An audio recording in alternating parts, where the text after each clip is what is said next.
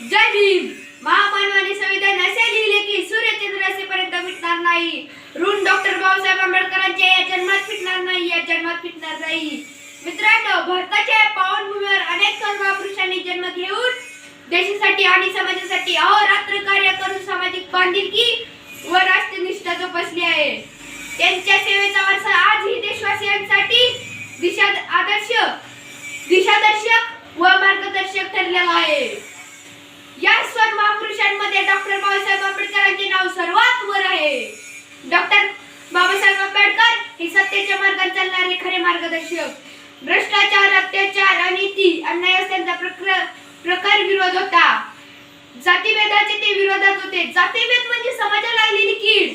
ही सामाजिक कीड नष्ट केल्याशिवाय समाज एकसंघ होणार नाही असे त्यांचे मत होते. या देशात त्यांना शिकायला कोणी पुस्तक दिले नव्हते, पण त्याच बाबासाहेबांनी एक असे पुस्तक लिहिले की त्या पुस्तकावर आज आपला पूर्ण भारत देश चालतो.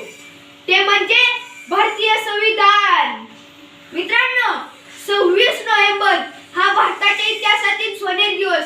कारण या दिवशी जो समाज जातीयतेच्या विळख्यात अडकलेला होता, अज्ञानाच्या अंधकारात खितपत पडलेला होता, गुलामगिरीच्या बंधनात जकडलेला होता, जो समाज अस्पृश्य म्हणून हिणवला जात होता, त्या समाजातली एक व्यक्ती भारतीय राज्यघटनेची शिल्पकार ठरली.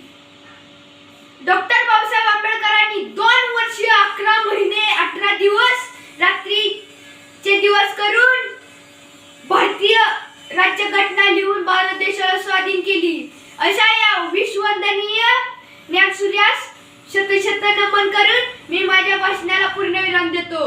जय हिंद, जय भारत, जय भीम, जय संविधान. धन्यवाद.